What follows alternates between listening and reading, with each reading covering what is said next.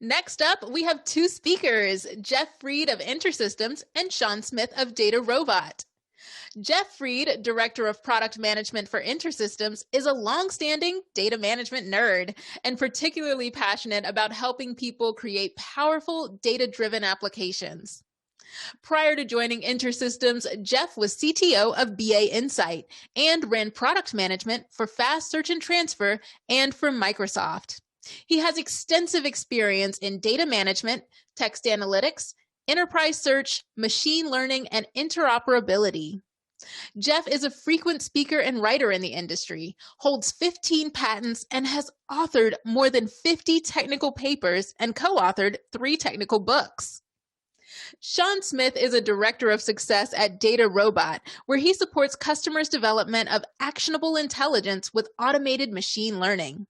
Sean has held multiple positions in advanced analytics and machine learning with some of today's largest technology companies, and is a contributing author to Towards AI, one of the top artificial intelligence publications on Medium.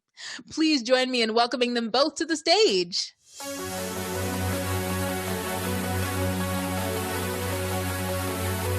Thank you and hello.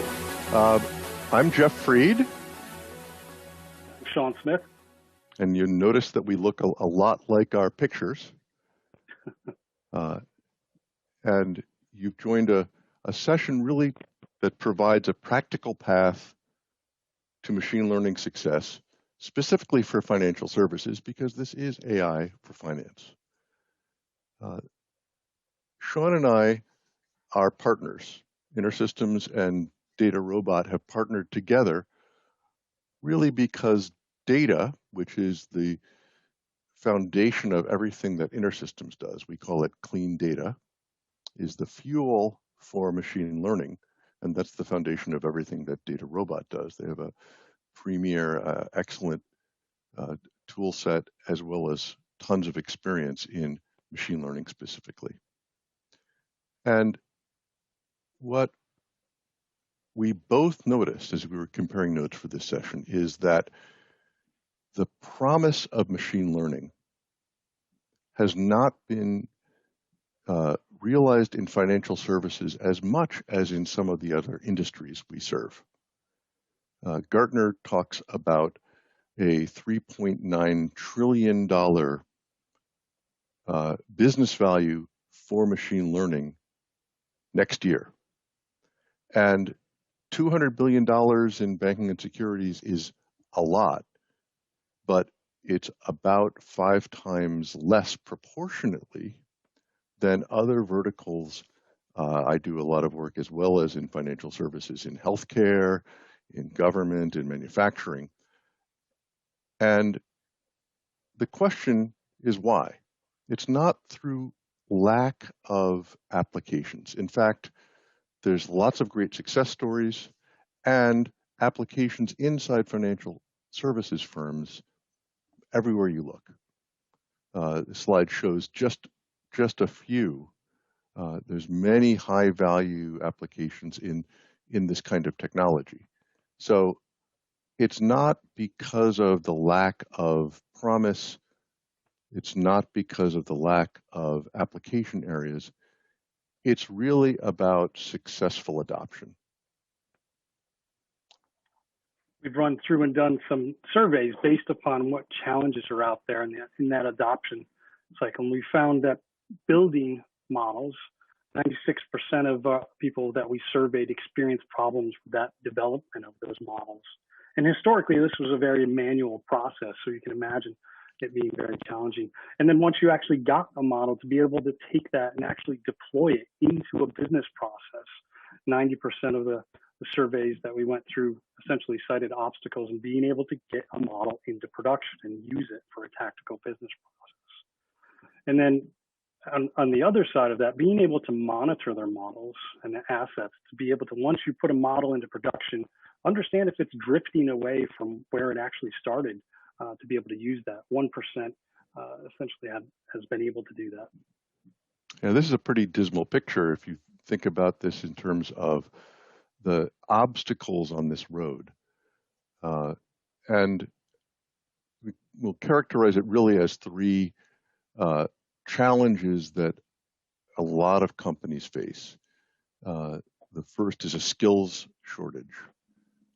The data scientists are still one of the hottest job titles, but they're hard to find, hard to train.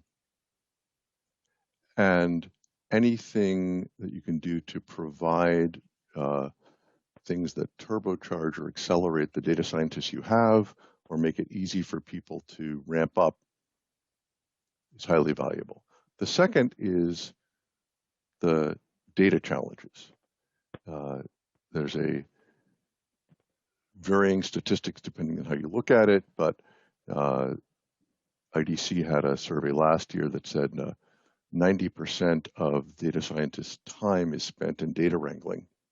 And I'd claim that the other 10% is spent complaining about data wrangling, that having data in good shape, not perfect, you don't need perfect data to do machine learning, but you do need to have decent data in place, and that's a lot of work.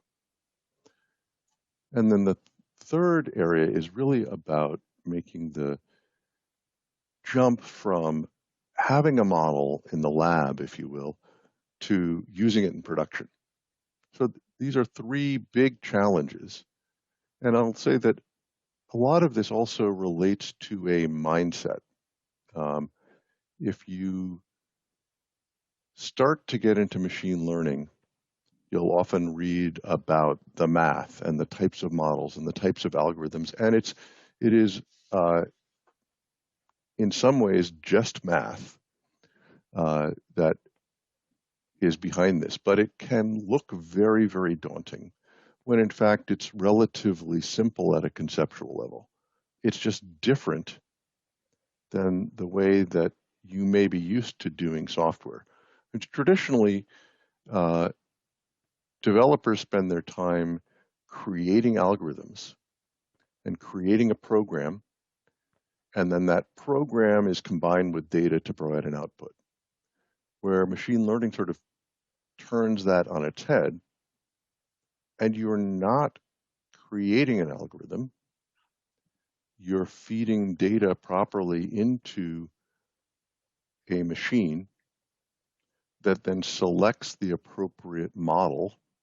And you're giving it a family of things, but you're basically creating a program out of this. And it's I find this a useful mentality when you're looking at the difference, because data is not perfect, and the output are training examples. This is not a deterministic process, so the kind of things you may be used to in regression testing with QA being completely repeatable don't apply. And because real-world data may change, you have to be watching how things happen in production, what's called model ops in some kinds of jargon. So the mentality is one difference, to think about machine learning just a little bit differently than you may be used to in your software development lifecycle. The other element is to really find the right problems. Many organizations are on a growth path, and there are different levels of maturity. So just like any other new technology, you want to get some success under your belt, get some projects that are early wins, and build from there. And I really heartily recommend this kind of portfolio look. You'll find a whole spectrum of potential applications within your organization.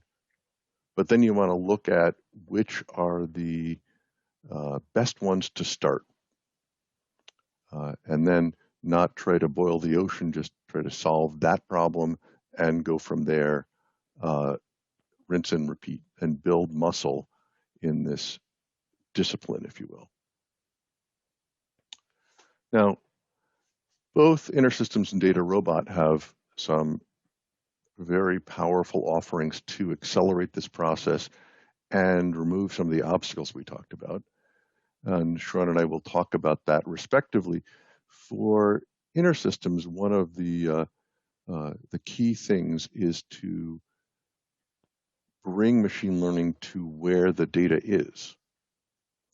And we have a facility called Integrated ML that's built into our data platform so that, first of all, the data, the production data is in place, and you're using that directly. It solves a lot of the governance issues you may run into with respect to data, permissions, duplication, etc. But it also makes it much easier to move into production once you have a model well trained. The other aspect of this around skill shortage is that we work a lot with application developers, and the lingua franca is really SQL. So we've created a facility that allows you to invoke the best of AutoML, such as Data Robot, through SQL statements. If you know SQL, you can use this machinery. And I wouldn't advocate building a self-driving car without expertise, but this gets you started and gets you connected in to an environment like this, where on the data side, you're working with SQL directly in data, just like any other application. And on the machine learning side, Data Robot has a very powerful and easy to use studio. So you can look, there's transparency of the models, there's a built-in monitoring of things in production. And data scientists can be extremely productive on the right, working with application developers on the left without the kind of moats between the disciplines that you often have in these projects. So in the spirit of continuing our practical approach here, we wanted to take a little bit of a step back and describe kind of the analytical maturity that organizations go through. Now, most of you probably have seen this diagram before. It came out in 1998. Gartner put it out as a way to describe essentially the analytical maturity levels at an organization. Starts from the left-hand side, it goes up with descriptive analytics, what happened, to diagnostics analytics, why things happen, to predictive analytics, what will happen, and then last but not least, if we can understand what will happen, we want to do something about it, so prescriptive analytics. And so this path, essentially over the course of an organization, we've typically acquired different pieces of technology to be able to utilize and do these specific analytics. It's a little bit different from how you and I think, and I'll relate it back to if you're driving down the street and ahead of you, you see some brake lights and a couple of cars, you might wonder if it's an accident. You go from the descriptive, what happened, to, well, why did it happen? It might be snowing out, to the predictive, well, if it's snowing out and they rear-ended each other and I don't slow down, I'm going to wind up in the same situation, and you ultimately prescribe to slow yourself down. That, what we do individually, is incredibly difficult to do across an organization. The reason being is that it's not so seamless. You can think about it in the same context as driving down the street with your team, and one person gets the steering wheel, and one person gets the gas pedal, and one person gets the blinker, and someone else is actually able to look and tell you where to go. The goal here is to be able to make this seamless, and we've been able to do that. So you have details from transactional systems and reports. You put those up into business intelligence tools and dashboards. You want to take that and be able to predict what could happen next, and Data Robot has an automated and transparent process to be able to do this, identify opportunities, model and validate that data, be able to deploy it and adopt it as a business. And essentially at the top here, you can see distributing that data back to a point of influence. And typically that goes back to our transactional systems to flag things, or it goes back to our reports to alert it to someone. So the question is, how does this help you? What are key models for you? So there's traditionally two specific ways that people start with machine learning. They either start with, as you can see here on the left, data or an idea. Data is typically kind of the latter. The ideas are the ones that drive forward. And so we wanted to illustrate that with a bit of an example and how to translate that scenario into something that a machine can learn from. So we brought up this example of having challenges with stolen credit cards and fraudulent online transactions. And now you may understand this from being at the bank, or you may a financial institution, or you may understand this from your personal accounts to be able to see it. And so to be able to have a machine learn from your data, you need to frame your use case into one of 5 very specific questions.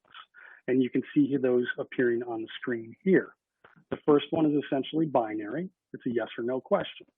And in our example, we can say, is this transaction fraud? Yes or no. The second one is a multi-class example, things like low, medium, or high. We can ask what the customer's risk level is. The third one is numeric regression, and that's a number per situation. So how many fraudulent per customer? And the last two have to do with time series. People typically like looking at the stock market charts over time and things like time series as far as a number over time. So how many fraudulent over time? And last but not least, the time series binary one, which is probably the most complicated, only in the case of how you have to organize the data. So when will this customer have a fraudulent transaction over time? And if you can take your data and your business question and frame it into one of these 5 specific areas, DataRobot will be able to give you a model. It will be able to tell you the accuracy of that model. It will be able to tell you what's driving the model, and it'll also able to help you actually predict out on an individual record basis exact details for everything that you're asking.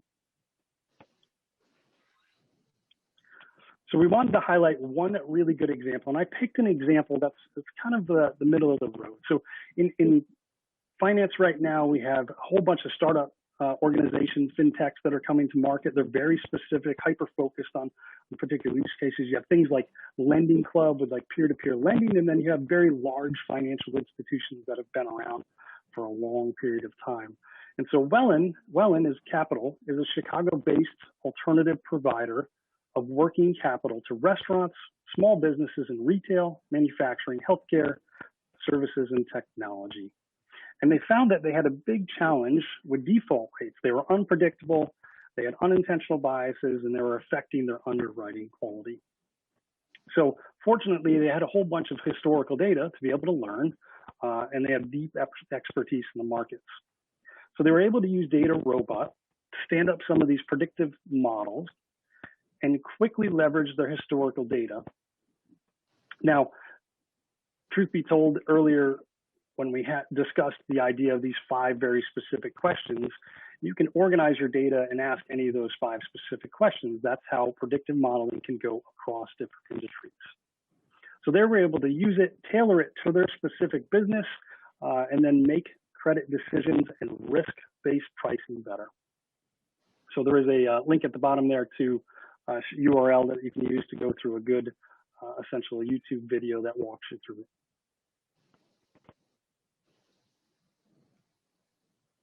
So a little bit on this discussion, a couple of the pieces that I walk through here, you can see on this, it's essentially a worksheet that we've been able to put together. And we actually sit down and write it out with our customers. If you're interested in getting a copy of this worksheet, I can send it to you in a PDF.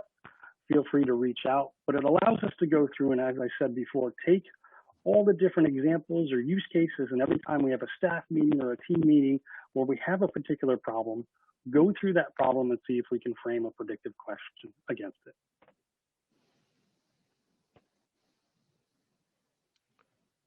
One of the observations Sean and I had as we were preparing for this is about how in these COVID and hopefully post-COVID days, IT agility and resilience is super important.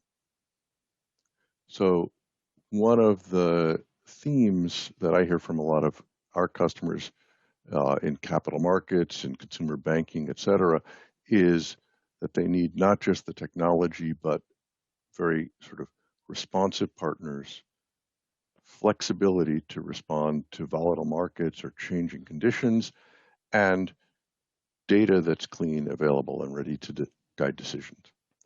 And this is the bread and butter of InterSystems now. We have a platform called InterSystems Iris.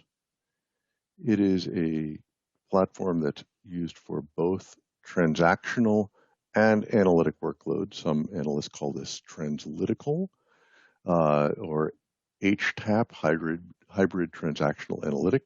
So we shine in these areas across different data models.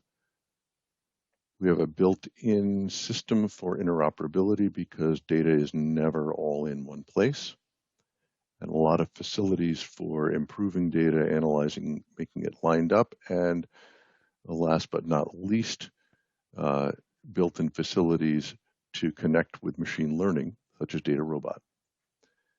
If you'd like to know more about that, I've left my contact coordinates. So feel free to reach out to either Sean or Jeff, and we're looking forward to any questions or any way we can help you in your practical journey to machine learning. Thank you.